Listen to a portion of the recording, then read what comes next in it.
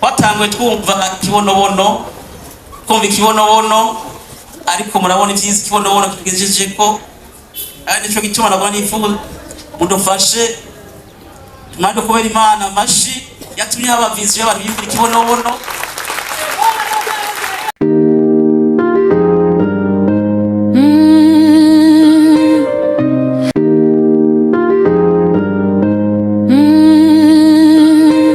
Tugira amahoro, tugira amahoro, tugira amahoro, saba iterambere, umutekano n'uburimyi mu gihugu cyacu cy'u Burundi.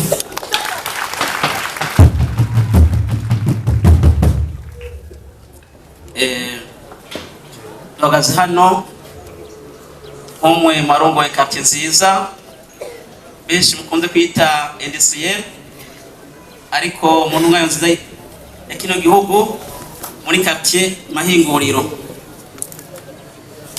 Rero tanguye gushimira tumushora byose mudufashe iyo Mana nkuko mu gihugu cyacu cy'u Burundi bashize imbere Imana tubikomera amashimesha rwose.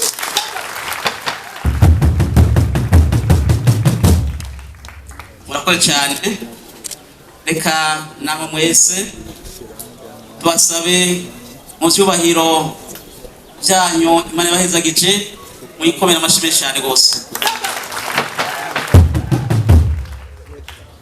Muri rusange rero hano tuhagaze hano ho gushima ku izina rya komine Ntahangwa, umwubaha musana wa komine Ntahangwa yafatiriwe ibihoza igihugu ndetse na Chef de zone arongoye zone z'Angara yafatiriwe bivanye n'intumbero nziza turimo n'icyubahiro kinene majoro ibasira yishimiye.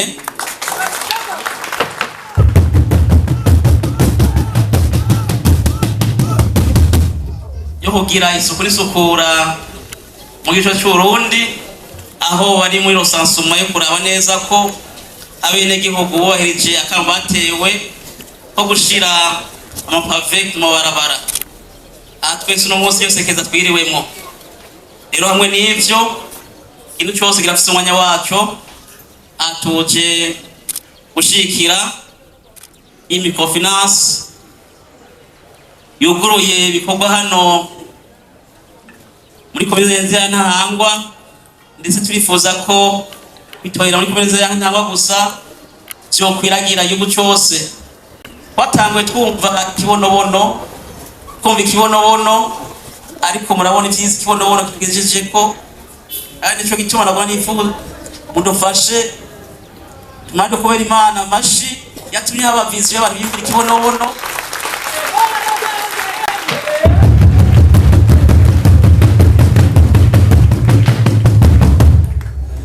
Iya Grinova Microfinance ni imwe mu migambi ije gushikiza yari cyubahiro umukuru w'igihugu cyacu cy'u Burundi kinene majoro ibasira yishimiye.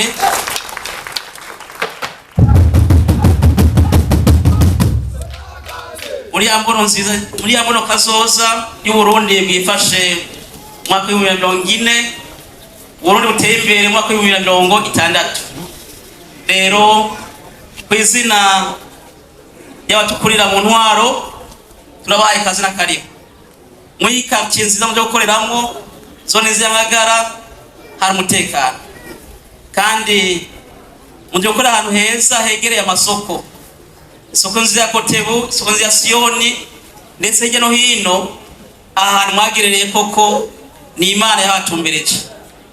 Turabaye kazi na karibu rero kuyu mutima mwiza wa quartier nziza y'Amahinguriro, aho mwimbono kazoza nziza igihugu cyifashe mwaka 2040 itebe mwaka 2060 hariho hubakwa amashiraho meshane hirya no hino mutembereye muri quartier ko hubakwa ama entreprise meshane akomeye cyane gose.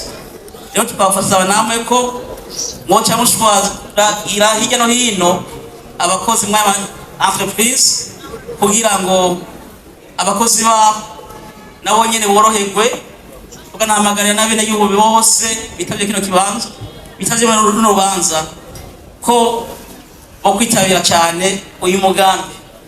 Byukuri Agrinova microfinance niyo gushikira. Tubiravye murafise twabonye ko mwitaho n'abantu bacirise abakuru n'abato ndetse abaguza tunga no hino bose turabona ko mabegereye. Turahamagaye rero kuba hafi cyane mu migambi yo guteza imbere igihugu no guteza imbere uburimyi no guteza imbere abene gihugu. Turangije tubashimira tubakengurukira ukuntu mubanda yamugira vision mugira imbono idasanzwe. Mwirukange rero mu yindi bituma mu ntara zose twumve ijya yejo iyi Agrinova yashwagiye hose. Turashimiye mubahwe mugiraho mubahwe maraheza gihe.